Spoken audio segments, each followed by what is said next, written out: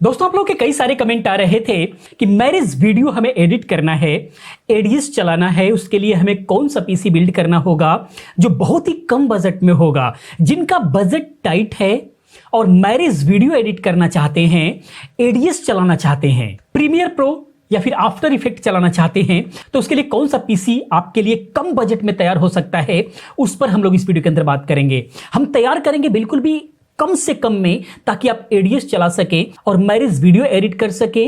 या फिर अगर आपको प्रीमियर प्रो चलाना है तो आपको क्या करना पड़ेगा। तो इसे समझने के लिए आप इस वीडियो को लास्ट तक देखते रहें। पहली बार चैनल पर हैं तो चैनल को सब्सक्राइब करके बेल आइकन पर क्लिक करके ऑल पर क्लिक करें, ताकि हमारी सारी नई वीडियो की इन्फॉर्मेशन आपको मिलती रहे। क्योंकि मैं इस टाइप की बहुत सारी इन्फॉर्मेटिव वीडियो लेकर के आता रहता हूं जो आपके लिए काफी हेल्पफुल साबित हो सकती है। और दोस्तों आप लोगों के कमेंट के माध्यम से और लाइक के माध्यम से बहुत सारा प्यार मिल रहा है, जिसके लिए मैं आप सभी का दिल से धन्यवाद करता हूं। इसी तरीके से अपना प्यार बनाए रखें ताकि हम मोटिवेट होते रहें और एक से एक वीडियो आपके लिए लेकर के आते रहें। तो आइए दोस्तों हम बात करते हैं कि वो क्या क्या हम लगाएंगे जो बजट में ऐसा पीसी बन सकता है। और दोस्तों जितने भी मैं प्रोडक्ट के बारे में बात करने वाला हूं, जो भी इसके अंदर हम एक्सेसरीज लगाएंगे, वो सारा का सारा लिंक मैंने जो है डिस्क्रिप्शन में दिया हुआ है। लेकिन आपको एक चीज ध्यान रखना है, जैसे वीडियो स्टार्ट होती है तो आपको राइट हैंड कॉर्नर में व्यू प्रोडक्ट दिखाई देता है। इस पर अगर आप क्लिक करते हैं तो मैं प्रोडक्ट को यहां पर लगा करके रखता हूं। ये जो है खुद YouTube का स्टोर है। यहां पर कई सारी चीजें हम देख रहे हैं कि Amazon और Flipkart से काफी सस्ते मिल रहे हैं। तो मैक्सिमम प्रोडक्ट मैं यहां पर देने की कोशिश कर रहा हूं। जैसे वीडियो स्टार्ट होती है, कॉर्नर पर व्यू प्रोडक्ट दिखाई देता है, आप उस पर क्लिक करके आप चेक करें। हो सकता है कि Amazon और Flipkart से काफी सस्ता आपको प्रोडक्ट मिल जाए, तो आप इस पर क्लिक करके जरूर एक बार देखें और सही मिले तो आप यहां से जो है आप बाय करें। बिल्कुल भरोसेमंद है क्योंकि ये YouTube का ही स्टोर है। तो सबसे पहले चूंकि हम लोग प्रोसेसर की बात करेंगे, क्योंकि प्रोसेसर ही मेन होता है, उसी के हिसाब से हम सारी चीजें सेलेक्ट करते हुए चलेंगे। चूंकि हमारा बजट कम है और एडिट करना है आज के रेट में मैरिज वीडियो, तो उसके लिए हम कम से कम i5 10th जनरेशन का जो है हम प्रोसेसर लेंगे। इससे कम में एक बेहतर पीसी बनाना संभव नहीं है जिस पर आप अच्छे से एडिट कर पाएं। तो उसके लिए जो हम प्रोसेसर लेने वाले हैं वो है i5 का 10th जनरेशन i5 10400F। ये F सीरीज का प्रोसेसर है, क्योंकि हम मान करके चलते हैं कि हम इसके अंदर ग्राफिक कार्ड लगाएंगे ही, तो इसलिए हम F सीरीज का प्रोसेसर बाय करेंगे ताकि इसका प्राइस कम पड़े और परफॉर्मेंस हमको बढ़ करके मिले। तो 6 कोर का प्रोसेसर है, 12 MB कैच के साथ में आता है और इसकी बेस फ्रीक्वेंसी 2.9 गीगाहर्ट्ज है और टर्बो बूस्ट में जो है आपको 4.3 गीगाहर्ट्ज तक जाएगा, जो कि एक बहुत अच्छा प्रोसेसर है। रेंडरिंग वगैरह में आपको बहुत अच्छा स्पीड देखने को मिलने वाली है। तो इस प्रोसेसर को हम सेलेक्ट करेंगे। ये ऑनलाइन जो है पिछले 3 महीने के आसपास से मैं देख रहा हूं 12,000 से लेकर के 14,000 के बीच में वेरी कर रहा है। इसको आप एक बार ऑफलाइन ट्राई करें, ऑफलाइन में ये काफी सस्ता मिल सकता है। तो ये जो है आपको प्रोसेसर लेना है और उसके बाद जो हम इसके अंदर जो मदरबोर्ड लगाएंगे वो इसके अंदर हम लगाएंगे गीगाबाइट का H410M, क्योंकि इसके अंदर LGA 1200 वाला सॉकेट लगेगा। तो इसके अंदर ये वाला जो मदरबोर्ड है वो कम से कम दाम में, गीगाबाइट जैसा ब्रांड का होने के बावजूद भी बहुत अच्छे प्राइस में 6 से 6,500 के अंदर ये वाला आपको जो है मदरबोर्ड मिल जाएगा, जिसके ऊपर जो है आप ग्राफिक कार्ड लगा करके उससे बेहतर परफॉर्मेंस ले पाएंगे। और ये जो प्रोसेसर है इसका भी बेहतर परफॉर्मेंस निकाल करके देगा। और इसके साथ में सबसे बड़ी बात कि इसके ऊपर जो है M.2 NVMe का जो है स्लॉट है, डायरेक्ट हम जो है इस पर SSD लगा पाएंगे। ये एक बहुत बड़ा प्लस पॉइंट है। तो ये जो है आप मदरबोर्ड इसके साथ में लगा सकते हैं। इसके अंदर जो है 10th जनरेशन का प्रोसेसर ये सपोर्ट करेगा। उसके अलावा अगर आप चाहें तो इसका जो ऊपर वाला जो वर्जन है यानी गीगाबाइट का ही H510H लगा सकते हैं। ये 410 था और ये जो है 510 है। 510 में आप जो है 11th जनरेशन प्रोसेसर और 10th जनरेशन प्रोसेसर दोनों में से भी कोई सा भी आप लगा सकते हैं। तो अगर आगे आपको लगता है कि नहीं हमें 11th जनरेशन प्रोसेसर के साथ जाना होगा तो आप 510 ले सकते हैं आज के रेट में। इसका भी प्राइस इसी के आसपास रहने वाला है जो मैं आपको दिखा रहा हूं। दोनों का परफॉर्मेंस लगभग एक ही जैसा मिलने वाला है आपको। उसके बाद जो है H510M के अंदर ही थोड़ी सी और अच्छी क्वालिटी लेना चाहते हैं और ये जो डिसाइड आपको करना है, थोड़ा सा ये ध्यान में रखना है कि अगर आपको एडीएस के साथ आपको एडिटिंग करना है, एडीएस चलाना है, तो उसके लिए जो दो मैंने मदरबोर्ड बताया, ये दोनों में से कोई सा भी आप लगा सकते हैं, कोई भी दिक्कत नहीं है, बेहतर ढंग से आप एडीएस पर काम कर पाएंगे। लेकिन अगर आप प्रीमियर प्रो चलाना चाहते हैं या फिर आफ्टर इफेक्ट चलाना चाहते हैं, तो उसके लिए थोड़ा सा हैवी हमें कॉन्फ़िगरेशन की जरूरत पड़ती है।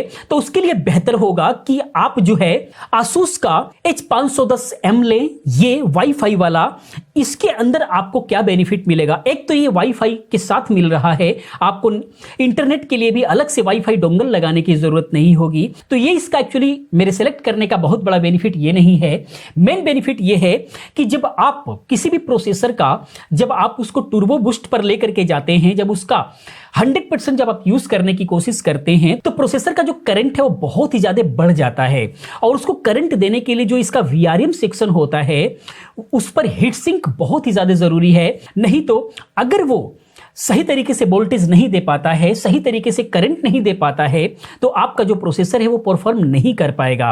तो इस मदरबोर्ड के अंदर जो है VRM के अंदर आपको अच्छी हीट सिंक मिल जाती है, जिससे कि जो है VRM सेक्शन इसका हीट नहीं होगा, ओवरलोडेड नहीं होगा, बेहतरीन ढंग से करंट दे पाएगा और आपका परफॉर्मेंस जो है पीक लेवल पर काम कर पाएगा। दूसरा बेनिफिट इसके अंदर है कि जो M.2 NVMe जो SSD लगाने वाले हैं, उस पर भी हीट सिंक मिल रहा है, जिसकी वजह से क्या होगा कि आपकी जो SSD है वो भी हीट नहीं होगी। SSD भी जब हीट होती है तो उसके परफॉर्मेंस पर फर्क पड़ता है। तो ये दो बेनिफिट बहुत ही मेजर जो बेनिफिट है और मेजर डिफरेंस है, जो आपको उन दोनों मदरबोर्ड से अलग हट करके ये मिल रहा है, जो कि बहुत अच्छा है। साथ में जो है वाईफाई के लिए एंटीना भी इसके अंदर मिल रहा है, जैसा कि आप देख पा रहे हैं। इसका परफॉर्मेंस बहुत ही अच्छा होगा, लेकिन वो जो है 6,500 से 7,000 के आसपास में मिलेगा और ये आपको 10,000 के आसपास मिलेगा। ये प्राइस का डिफरेंसेस रहता है, लेकिन अगर बजट का उतना इशू नहीं है तो ये मदरबोर्ड बहुत ही पावरफुल है, बहुत अच्छा है इस बजट के हिसाब से अगर देखा जाए तो। और बाकी पोर्ट्स की अगर हम बात करें तो इसके अंदर जो है HDMI और डिस्प्ले पोर्ट सब मिल जाता है, ताकि जो है रेंडरिंग में आप इससे अच्छा परफॉर्मेंस निकाल सकें। तो ये सारा कुछ बहुत ही अच्छा इसके अंदर मिलने वाला है। तो बजट का अगर इशू है और आपको सिर्फ एडीएस तक ही एडिट करना है, मैरिज वीडियो एडिट करना है, तो आप उन दोनों में से ले सकते हैं। लेकिन अगर आप चाहते हैं कि नहीं हमें आफ्टर इफेक्ट या फिर प्रीमियर प्रो चलाना है, तो उसके लिए आपको ये वाला मदरबोर्ड बाय करना पड़ेगा। और इस वाले मदरबोर्ड पर जो है आप गेमिंग भी अच्छे तरीके से, गेमिंग परफॉर्मेंस भी निकाल पाएंगे, क्योंकि सब कुछ इसके अंदर जो है बहुत अच्छे तरीके से एडजस्टमेंट किया हुआ है। और उसके बाद हम आ जाते हैं ग्राफिक पर, क्योंकि ग्राफिक के बिना डिस्प्ले नहीं आएगा, ये आपको ध्यान रखना होगा, क्योंकि हम प्रोसेसर जो लगा रहे हैं F सीरीज का लगा रहे हैं। तो अगर यहां पर भी आपको सिलेक्ट करने की जरूरत है, अगर आपको एडीएस चलाना है, एडीएस अगर आपको चलाना है तो बहुत ही ज्यादा ग्राफिक की जरूरत नहीं है। अगर आप 4K तक भी एडिट कर रहे हैं एडीएस के अंदर, तो उसकी रिक्वायरमेंट मैक्सिमम 2GB ग्राफिक तक ही है।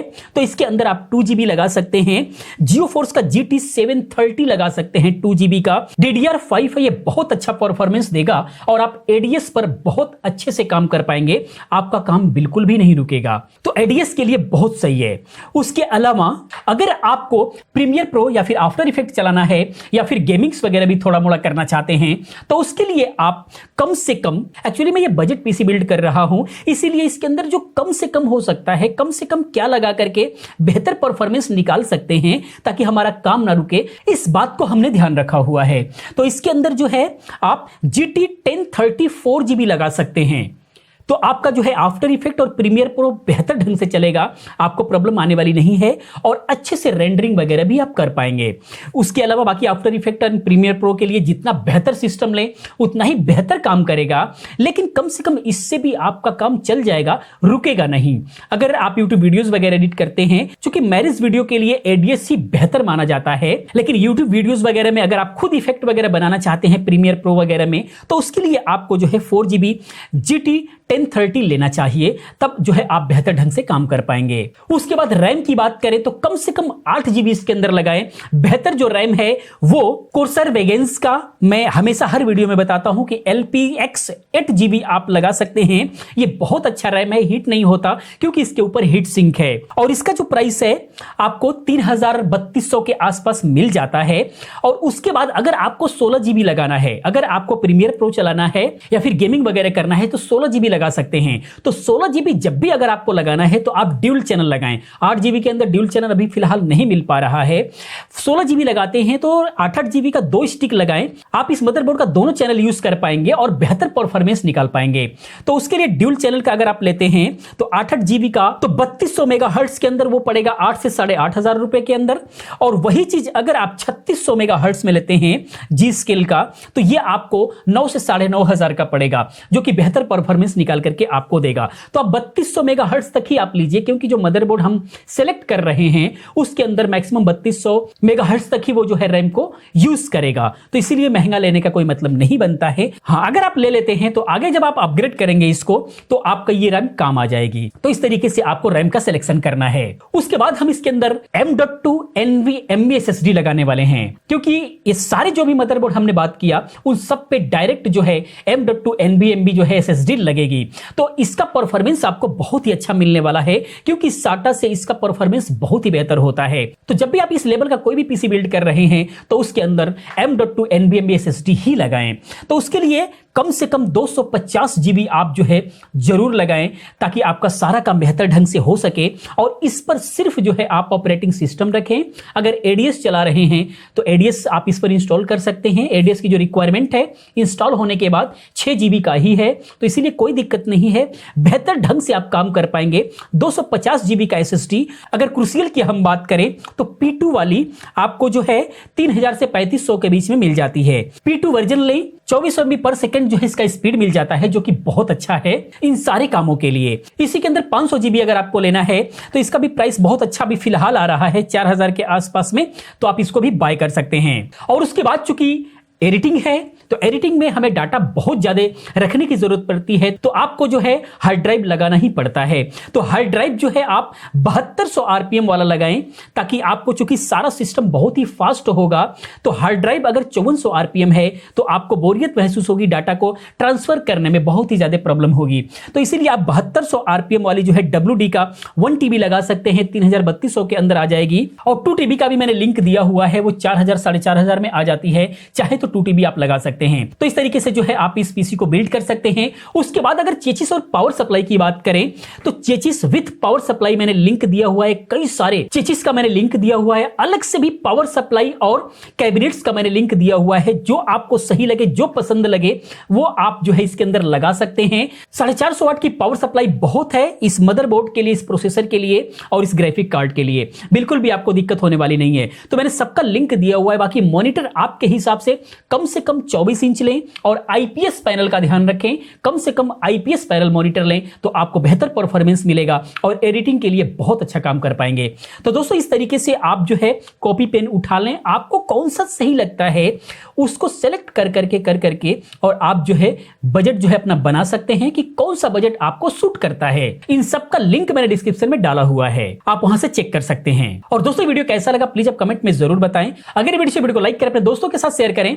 मैं मिलता हूं नेक्स्ट किसी और अच्छी इंफॉर्मेटिव वीडियो के साथ में। पूरी वीडियो देखने के लिए, चैनल को सब्सक्राइब करने के लिए आप सभी का दिल से धन्यवाद करता हूं। आपका दिन शुभ हो।